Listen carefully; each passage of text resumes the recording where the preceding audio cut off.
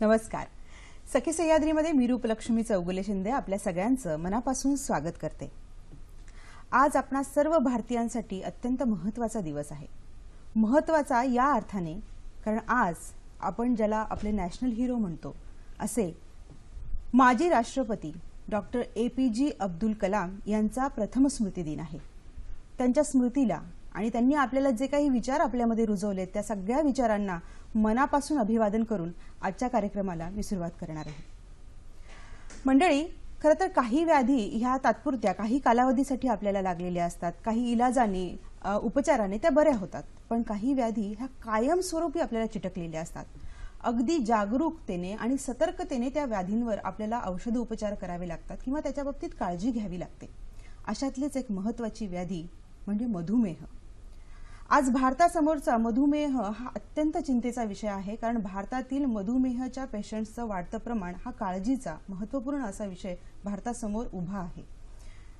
मंडळी, मधुमेह म्हटलं की आपल्याला अगदी त्याच्या बाबतीत थोडीशी माहिती असते, परंतु साकल्याने आणि सखोल आपण त्याचा विचार करत नाही आणि मधुमेहामुळे आपल्या शरीरातल्या इतर अवयवांवर त्याचा काय परिणाम होतोय याही बाबतीत आपण विचार करत नाही.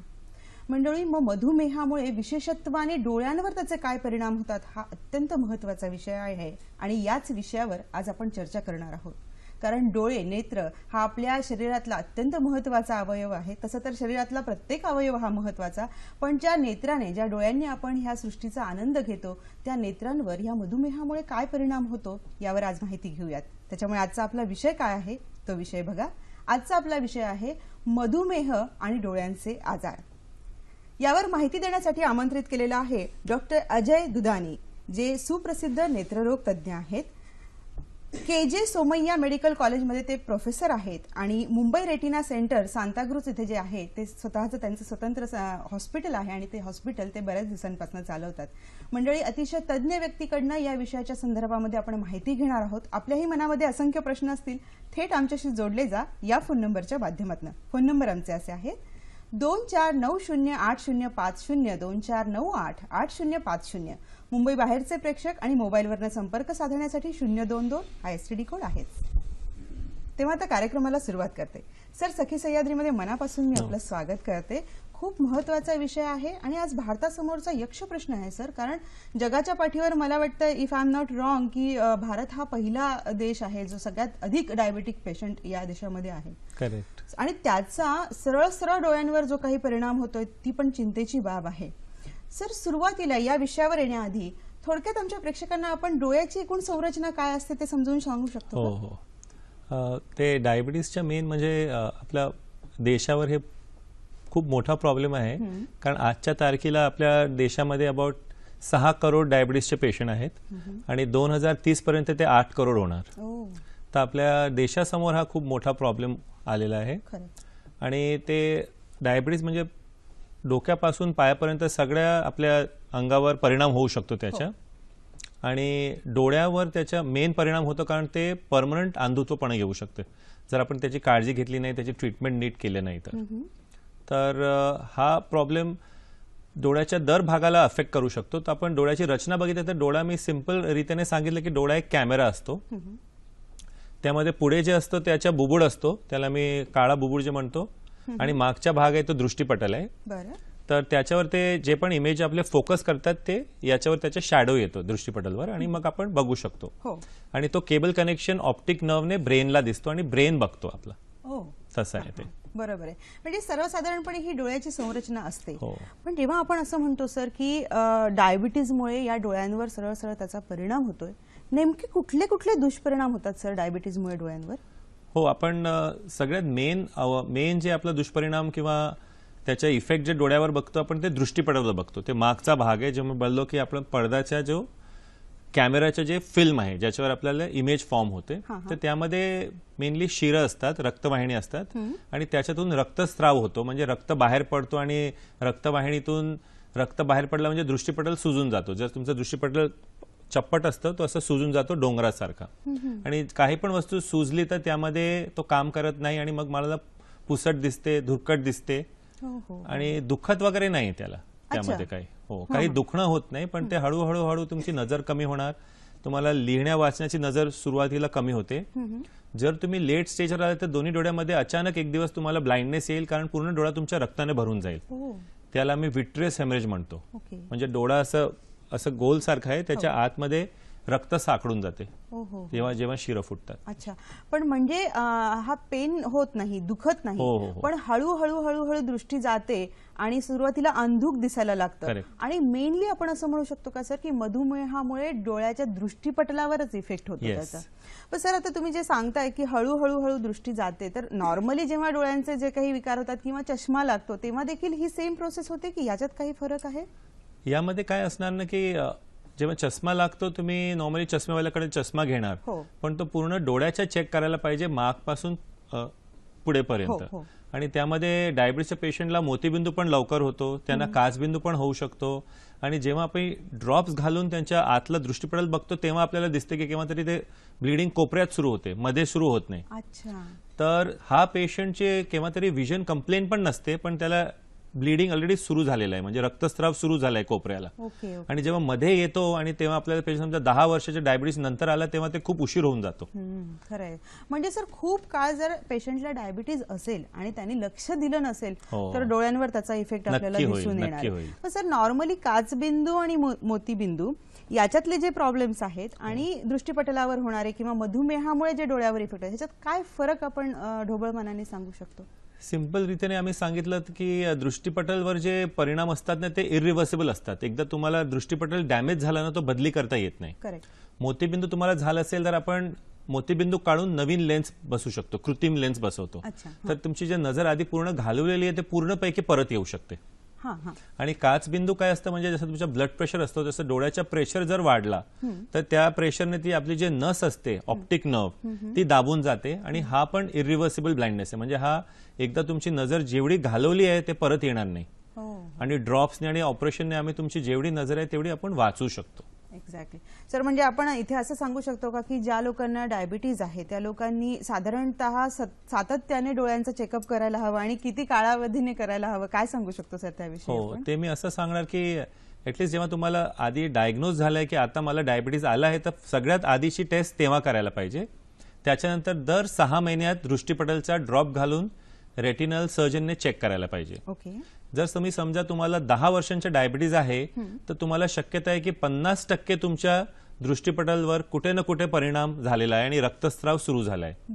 पण जर तो तुम्हाला 20 वर्षाच्या डायबिटीस आहे तर तुम्हाला 90% खात्री आहे की तुम्हाला कुठे ना कुठेतरी ते डॅमेज आलेला आहे. तर म्हणजे तेवढा ते ड्युरेशनवर डिपेंड होतं की किती वर्षांच्या डायबिटीस आहे, तुम्ही किती त्याला चांगल्या रीतीने कंट्रोल केलेला आहे आणि त्याची ट्रीटमेंट घेतलेली आहे. ज्यांनी कंट्रोल नाही केलंय त्यांना हे सगळं आजार लवकर येणार. अच्छा, मग डायबिटीज कोणत्या स्टेजवर आहे त्याचा डोळ्यांशी सरळ सरळ संबंध आहे का सर? हो, डायबिटीसची स्टेज म्हणजे जे समजा तुमची खूप लांब वेळाची डायबिटीज आहे आणि 2 टाईपचे डायबिटीज असतात, एक इन्सुलिन डिपेंडंट आणि एक नॉन इन्सुलिन डिपेंडंट. तर जे नॉन इन्सुलिन डिपेंडंट आहे ते पेशंट नॉर्मली म्हातारे असतात आणि त्यांना ते सुरुवातीला थोडं डॅमेज होतो. पण जे इन्सुलिन डिपेंडंट असतात ना ते यंग असतात आणि त्यामध्ये एकदम सिव्हिअर डायबिटीसचे दृष्टीपटलावर ब्लिडिंग सारखा होऊ शकतो. तर ते लहान पेशंटला पण जे इन्सुलिनवर आहेत त्यांना पण नीट डोळ्याची काळजी घ्यायला पाहिजे. अच्छा सर, दृष्टीपटल सटकणे किंवा सरकणे जागेवरनं हा जो प्रॉब्लेम आहे हा पण मधुमेहामुळेच होतो? दृष्टीपटल म्हणजे काय ना एकदम पातळ वस्तू आहे, टिश्यू पेपर सारखी पातळ आहे. तर ते एक मेन कारण त्याचे काय आहे ना ते दृष्टीपटल कोपऱ्याने फाटतो आणि मग त्याच्या मागे पाणी जाऊन तो सटकतो. त्याला आम्ही म्हणतो रेग्मॅटोजिनस रेटिनल डिटॅचमेंट. डायबिटिक पेशंटमध्ये जेव्हा पडदा सटकतो जेव्हा तुमच्या लास्ट स्टेज आलेला आहे डायबिटीसच्या, जे मी म्हणतो डायबिटीसचे डोळ्यावर परिणामचे 2-3 स्टेज असतात. आधी ब्लिडिंग होतो, मग त्याच्यावर नवीन शिरा येतात आणि त्याच्याबरोबर तो पडदा ओढून जातो. असं त्याला म्हणतो आम्ही ट्रॅक्शनल डिटॅचमेंट. जसं आपण शर्ट कसं असं ओढून पुढे घेतो ना तसं ते पडदा ओढून जातो, त्याला आम्ही ट्रॅक्शनल डिटॅचमेंट बोलतो. तर डायबिटीस पेशंटमध्ये तो टाईपचे डिटॅचमेंट कॉमन आहे तो. अच्छा सर, एक्झॅक्टली तुम्ही मगासपासून सांगतच आहात की नेमके काय काय दुष्परिणाम होतात, पण नेमका रक्तस्राव होतो म्हणजे काय होतं किंवा पडदा सटकतो एक्झॅक्टली त्याच्यानंतर खरं पेशंट मला वाटतं बऱ्याच उशिरानंतर आपल्यापर्यंत पोहोचतात. काही आणखी डिटेलमध्ये सांगता येऊ शकतं सर एक्झॅक्टली प्रक्रिया काय होते? म्हणजे आमच्या आपण हे मी हा लॅपटॉपवर जसं दाखवलं आहे की एक हा नॉर्मल रेटिना आहे आपला, तिकडे बघणार तिथे शिरं जे आहेत ना एकदम क्लिअरली ते नीटली दिसतात, म्हणजे हो. ते त्यामध्ये काही रक्तस्राव होत नाहीये. मध्ये जे आपल्याला दिसतो तो राऊंड वस्तू ते ऑप्टिक नर्व आहे. अच्छा, हा हा. आणि त्याच्या पुढे आपण बघितलं तर हे बघा, हे डॉट्स दिसतात तुम्हाला ते रक्ताचे इकडे, यामध्ये बघा ओके हा ओके, हा. कोलेस्ट्रॉलचे क्रिस्टल्स आणि रक्ताचे बिंदू दिसतात. हा, हा. तर त्यामध्ये पडद्याचे तुम्ही बघता प्रक्रिया बदलून गेलेली आहे हो, तिकडे. हो. तर नॉर्मल पेक्षा हा एकदम आपल्याला दिसायला बघतो. तर हे आम्ही एकच जागा आहे पूर्ण अंगात जिथे आपल्याला हे रक्तवाहिन्या एकूण बघू शकतो, जसं तुम्ही बघताय तसं. हे तुमच्या डोळ्याच्या आतल्या रक्तवाहिनी आहेत. दुसऱ्या कुठे अंगामध्ये तुम्ही कुठेही असं बघू शकत नाही, एवढं क्लिअर. खरंय खरंय सर. तर हे आपल्याला एक as they say eye is a window to the mind, म्हणजे ते एक खिडकी आहे ज्यातून आपण आत बघू शकतो एकदम स्पष्ट रीतीने. खरंय सर. तर हा डायबिटीसच्या पेशंटचा आहे आणि हा परत नॉर्मल जसं मी दाखवतो. हो, फार फरक आहे सर. आपल्याला Correct. खरं ते बाहेरून ओळखायला येत नाही, कारण अतिशय सूक्ष्म असे अवयव Correct, आहेत हे आपल्या शरीरातले, आणि तेवढेच महत्वाचे आहेत. काय आपण त्याच्यावर मार्गदर्शन करू शकतो सर? त्यांची जे शंका आहे ते ऍक्च्युली काय ना, आम्ही डोळ्यामध्ये जसं मी सांगितलं वेगवेगळ्या प्रकारचे इंजेक्शन देतो. एक असतं स्टिरॉइडचे इंजेक्शन पण देतो, ते सूज घालवण्यासाठी. पण जे डोळ्यामध्ये आम्ही एवढं कमी प्रमाणाचे इंजेक्शन देतो आणि ते स्टिरॉइड डोळ्याच्या आतच राहतं, ते बाहेर पसरत नाही अंगामध्ये. अच्छा. तर ते किडनीचा परिणाम त्या इंजेक्शनमुळे केव्हाही होऊ शकत नाही. आणि त्यांची जी किडनी डॅमेज झाली आहे ते जसं मी आधी पण सांगितलं होतं, जेव्हा तुमच्या डोळ्यावर परिणाम आला आहे डायबिटीसच्या, मधुमेहाच्या, तेव्हा किडनीवर पण त्याच वेळेला येतो. तर त्यांना ते योगायोगने कळलं त्यावेळी आणि त्यांना असं वाटलं की ते इंजेक्शनमुळे झालंय. पण हा डायबिटीसचा डॅमेज किडनीवर आलेला आहे. तो आजाराचा डॅमेज आहे, तो इंजेक्शनचा डॅमेज नाही. अच्छा, म्हणजे डोळ्यांच्या उपचारामुळे तिथे काही डॅमेज होण्याचा नाही, काही नाही, प्रश्नच काही नाही प्रश्न येऊ येत शकत. नाही. बरोबर आहे. सुनंदा पाटील आपल्याला प्रश्न विचारतायत. Hello hello. हा, नाशिकवरनं बोलतायत, बोला. हॅलो मॅडम, मला असं विचारायचं आहे की माझं डोळ्याचं ऑपरेशन झालं मोतीबिंदूचं, आणि त्याच्यानंतर माझा रेटिना सरकलाय आणि मग परत मला रेटिनाचं ऑपरेशन करावं लागलं. तर असं होऊ शकतं का, रेटिना सरकू शकतो का मोतीबिंदूच्या ऑपरेशन नंतर? नक्कीच सुनंदाजी, हा काय सांगता येऊ शकतं सर? हा प्रश्न सगळ्यांना असं येतो की बाबा मी मोतीबिंदूचं ऑपरेशन करायला गेलो आणि माझा दृष्टीपटल सटकला. बरं. पण हा जे आहे ना, वेगळे आजार आहेत दोन्ही. मोतीबिंदू जे आहे ना पुढचा भाग आहे डोळ्याचा आणि दृष्टीपटल मागचा भाग आहे. तर युजली हा वेगळा आजार आहे. म्हणजे दृष्टीपटल फाटायचं कारण काय, जसं मी सांगितलं, एक कोपऱ्यामध्ये किंवा तरी होल असतो किंवा तो एक लहान फाटतो एक जागाने आणि मग तो सटकतो.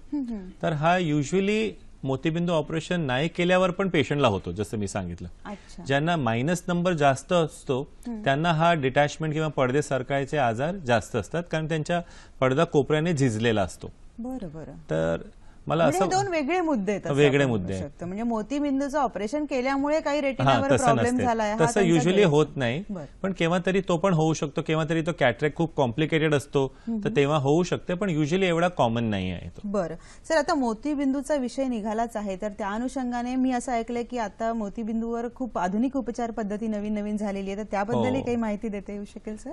करेक्ट. आम्ही जसं मोतीबिंदूला म्हणजे असं म्हणतो ना की आपण मोतीबिंदू म्हणजे जे लेन्स असतो डोळ्याचा, तो एकदम नॉर्मली क्लिअर असतो काचासारखा. तो एकदम ओपेक झाला किंवा तो दुधी झाला त्याला आम्ही मोतीबिंदू म्हणतो. तर हा आपण काढून शस्त्रक्रिया करून लेझर पद्धतीने आपण काढता येते. आजकाल त्याला आम्ही म्हणतो फेम्टोसेकंड लेझर म्हणे. आपण ते मोतीबिंदूला लहान लहान लहान तुकडे करून त्याला एकदम लहान इन्सिशन म्हणजे 1 मिलीमीटरच्या इन्सिशनतून सक करू शकतो. तर त्यामध्ये आपल्याला ऑपरेशनमध्ये टाके लागत नाही.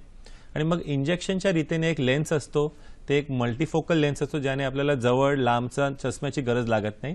तो आपण भरू शकतो डोळ्यामध्ये पेशंटमध्ये.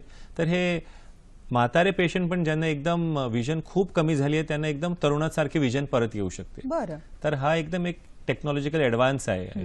वा वा, खूपच म्हणजे आधुनिक हल्ली झालं. वैद्यकशास्त्रामध्ये आधुनिक प्रगती खूपच झपाट्याने होतीये सर. आणि आपल्यासाठी एक चांगली बातमी ही आहे की भारतामध्ये त्या सगळ्या पद्धतींचा आपण अवलंब करू शकतो आहे आजकाल. यशस्वी होत आहे. हो, टेक्नॉलॉजी एवढी इम्प्रूव्ह झाली आहे की समजा तुम्ही असं वाटायला नको की बाबा अमेरिकामध्ये होते किंवा युरोपमध्ये होते आणि इंडियामध्ये होत नाही. आता इंटरनेटमुळे आणि कॉन्फरन्समुळे एवढा आपल्याला एक्सचेंज झाला ऑफ इन्फॉर्मेशन की समजा आज टेक्नॉलॉजी अमेरिकामध्ये येते तर उद्या इंडियामध्ये येते. अगदी अगदी. आणि आपले डॉक्टर्स व्हेरी कॉम्पिटंट. अगदी. आणि आता नागरिकांच्या किंवा पेशंटच्याही मनामध्ये ती शंका नाही राहिली सर. जसं पूर्वी डोळ्यांचं ऑपरेशन म्हटलं की एक वेगळ्या प्रकारची धास्ती असायची, आता पेशंटलाही माहिती आहे की अत्यंत सोप्या पद्धतीने लेझर ट्रीटमेंट असतील किंवा आता ज्या आपण सांगितल्या अत्याधुनिक ट्रीटमेंट्स आहेत त्याच्याने यशस्वी ऑपरेशन होताना आपण ते सोपं आहे, कारण ते डॉक्टर्स एवढे कॉम्पिटंट आहे आणि टेक्नॉलॉजी एवढी आहे. ऑपरेशन मोठाच आहे ते मला ते एकदम हे दाखवायचं, कारण डोळ्याच्या कुठलाही ऑपरेशन खूप मोठा ऑपरेशन आहे, पण डॉक्टर एवढे म्हणजे चांगले एक्सपर्ट झाले आहेत आणि टेक्नॉलॉजी एवढी पुढे गेलेली आहे की माणसाला सोपं वाटतं, पण ऍक्च्युअली डॉक्टरसाठी तो तेवढाच कॉम्प्लिकेटेड आहे. अगदी बरोबर आहे सर. आपण मधुमेह, डोळ्यांचा संबंध आणि त्याच्यावरचा विकार बोलतोच आहोत, पण मला वाटतं ब्लड प्रेशर आणि डोळ्याचा पण तेवढाच जवळचा किंवा महत्वाचा संबंध आहे, तर त्याच्याबद्दल आपण काय प्रकाश टाकू शकतो सर? तर जसं आपण मी लॅपटॉपवर दाखवलं आहे की जसं डायबिटीज अफेक्ट करते डोळ्याला, बीपी पण अफेक्ट करते, कारण फायनली काय आहे ते तुमचे बीपी म्हणजे ब्लड प्रेशर म्हणजे शिरांच्या आतलं जे रक्त वाहतोय त्यांचं प्रेशर, तर ते जर वाढेल तर आम्हाला डोळ्यामध्येच त्याच्या सगळ्यात आधी लक्षण दिसू शकतात. जर पेशंटचा बीपी खूप वाढला असेल किंवा तरी 200 किंवा आणि 120 पर्यंत जातो, 200/120, तर तेव्हा सगळ्यात आधी तुम्हाला जे नस असते ते सुजून जाते आणि डोळ्यामध्ये तुम्हाला रक्ताचे अचानक स्पॉट्स दिसतात आणि पेशंट सगळ्यात आधी डोळ्याच्या डॉक्टरकडे गेले की बाई मला पुसट दिसते, आणि तेव्हा जाऊन आम्ही डोळा बघतो आणि हे सगळं रक्तस्त्राव बघून आम्ही त्याच्या बीपी चेक करतो, तर आपल्याला दिसते की बाबा त्याच्या 220-120 झालाय बीपी, आणि तेव्हा आम्हीच त्यांना ते डॉक्टरकडे पाठवतो की बाबा तू बीपीची औषधं घे. आणि जर तुम्हाला समजा 10-5 वर्षाचे हे बीपी असला तर त्याच्या डोळ्याच्या शिरांवर परिणाम असतो, आणि मी त्याला सांगू शकतो ते जे ट्रीटिंग डॉक्टर आहेत त्यांचे फिजिशियन की बाबा कितपर्यंत त्यांचा डॅमेज झालेला आहे आणि किती त्याला तुम्ही आज औषध वाढून द्या किंवा काहीतरी. अगदी अगदी बरोबर आहे सर. दत्तात्रय पाटील जळगाववरून आपल्याला प्रश्न विचारतात. हॅलो. हा बोला दत्तात्रयजी, आपला प्रश्न विचारा. Hello madam. सर मला सरांना विचारायचं आहे की 2 वर्षापूर्वी 1 वर्षापूर्वी ऑपरेशन केलं डोळ्यांचे मोतीबिंदूचं, लेन्स टाकलेली आहे, पण मला चष्मा खाल्यानंतर काही दिसत नाही जवळजवळ लांब थोडं, म्हणजे 5 फुटाच्या पुढचं. नक्कीच. तर याच्यावर काय करायला हवं आपला प्रश्न आहे. दत्तात्रयजी, आपल्या प्रश्नाला उत्तर मिळेल. ऑपरेशन झालेलं आहे त्याच्यानंतरही आज लेन्स लावूनही 5 फुटाच्या पुढचं त्यांना काही दिसत नाहीये, तर हा काय प्रकार असू शकतो आणि कशामुळे?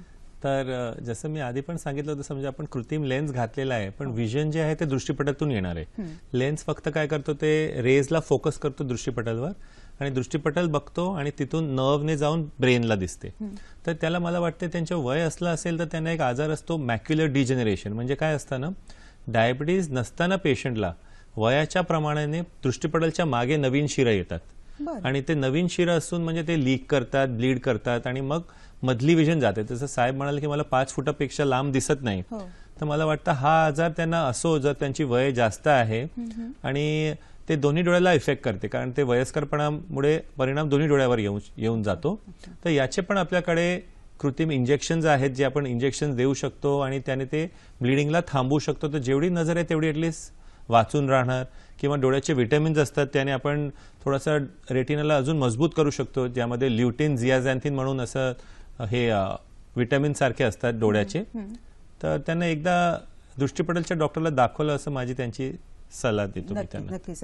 आता वयाचा विषय निघालेलाच आहे सर, तर डोळ्यांचे जे काही हे उपचार आहेत म्हणजे मधुमेहामुळे होणारे असतील किंवा इतर आणखी काही कारण असतील, नॉर्मल डोळ्यांचे जे काही प्रॉब्लेम असतील, यांचे जे काही उपचार आहेत त्याचा जे सक्सेस रेशो आहे त्याचा वयाशी काही संबंध आपण जोडू शकतो का सर? ऍक्च्युली जसं मी आपण बघू शकतो की समजा तुम्ही नंबर घालवायचं ऑपरेशन ज्याला आपण लेसिक सर्जरी म्हणतो, ते आपण तरुणमध्ये करतो आणि त्यामध्ये रिझल्ट खूप छान आहेत, कारण आता लेझरची शस्त्रक्रिया न्यूअर मशीन्स जे आलेली आहेत ते ॲडव्हान्स्ड फास्ट लेझर्स जे आले आहेत, आम्ही एक्झायमर लेझर म्हणतो, आणि नवीन जे आले ते ब्लेडलेस लेसिक म्हणतो आम्ही, ज्यामध्ये ब्लेड न वापर करताना फेम्टोसेकंड लेसिकने आपण एक लेझरने आपण रेटिनाला असं कट करतो आणि उघडतो आणि दुसऱ्या लेझरने ते नंबर घालवता येतील. तर हे ब्लेडलेस लेसिक म्हणतो आम्ही. पण वयाप्रमाणे असं समजा तुमचं कॅटरेक्ट असतं, तुम्ही 90 वर्षाचे असले आणि तुम्हाला कॅटरेक्ट पूर्ण पिकलेला आहे आणि आम्ही कृत्रिम लेन्स टाकलं तर तुम्हाला जसं तुम्ही 20 वर्षात बघत होते तसं तुम्ही बघणार, जर तुमच्या दृष्टीपटल नीट आहे तर ते आपण ते चेक करून बघू शकतो ऑपरेशनच्या नंतर आणि आधी. पण हे कॅटरॅक्ट मध्ये तर रिझल्ट खूपच चांगले आले आहेत पेशंटला, नक्कीच. काही वय असो त्यांचं, ते जर दृष्टीपटल चांगला आहे त्यांचं. बरोबर आहे. सर, एका खूप महत्वाच्या विषयाकडे तुम्हाला वळवते. खरं तर आपण बऱ्याच डोळ्यांवरच्या आजारांवर किंवा विकारांवर एकूण चर्चा केलेली आहे, पण या सगळ्यामध्ये सगळ्यात महत्वाचा डोळ्याच्या बाबतीतला आजच्या घडीला मला पॉइंट वाटतो तो म्हणजे नेत्रदान. कारण सगळ्यात महत्वाचं दान मानलं जातं. त्या संदर्भामध्ये आजच्या कार्यक्रमाच्या माध्यमातून आपण काय जनजागृती करू इच्छित असाल? हो हो, ते आम्ही एकदम चांगला मुद्दा तुम्ही ठेवलेला आहे सगळ्यांच्या समोर. मला एकच रिक्वेस्ट करायचं होतं की आपण डोंट बर्न युअर आईज, म्हणजे डोनेट करा तुमचे डोळे, म्हणजे त्याला ते पेटून मेल्यानंतर काय कोणालाही उपयोग होणार नाही. आता आपल्याला वाटतं की आधी काय असायचं की एक पेशंट 2 लोकांना दृष्टी देऊ शकायचं, कारण त्याला 2 डोळे आहेत. तर आपण डोळ्याच्या बुबुळ जेव्हा पांढरा होतो किंवा कोणाला फूल पडतो डोळ्यावर, आपण बघतो ना ते फूल आलेलं आहे, तर ते तरुणांमध्ये पण होतं, खूप यंग चिल्ड्रनमध्ये. आणि इंडियामध्ये खूप मोठी संख्या आहे जे वेटिंग लिस्टमध्ये पेशंट आहेत. हे वस्तू अशी नाही की आपण मार्केटमध्ये जाऊन खरेदी करू शकतो, कोणी डोनेट केलं तेव्हाच आपल्याला भेटू शकतो. तर आधी आजकाल टेक्नॉलॉजी एवढी वाढलेली आहे की आपण एक डोळानं 2 किंवा 3 पेशंटला आपण विजन देऊ शकतो. कारण ते आता कॉर्निया, जसं मी सांगितलं, पुढचा बुबुळ, त्याचे आम्ही पुढचा भाग ट्रान्सप्लांट करू शकतो किंवा आतला भाग ट्रान्सप्लांट करू शकतो. तर तुम्ही एक डोळ्याने 2 पेशंटला दृष्टी देऊ शकतात. तर इमॅजिन एक पेशंट 4 पेशंटला दृष्टी देऊ शकतो. तर याच्यापेक्षा मला वाटतं काही मोठी गोष्ट आहे नाही जे तुम्ही सोसायटीसाठी करू शकता. खरंय सर, सोसायटीसाठी, स्वतःच्या आनंदासाठी, कारण आपण एक खूप चांगलं काम करून जाऊ त्या जगातनं, हा एक फार मोठा. आणि यामध्ये काही असं लिमिट नाहीये, वयाच्या लिमिट आहे की तुमचे डोळे, माझे तर डोळे वाईट होते म्हणून मी दिले नाही, तसं नाही आहे.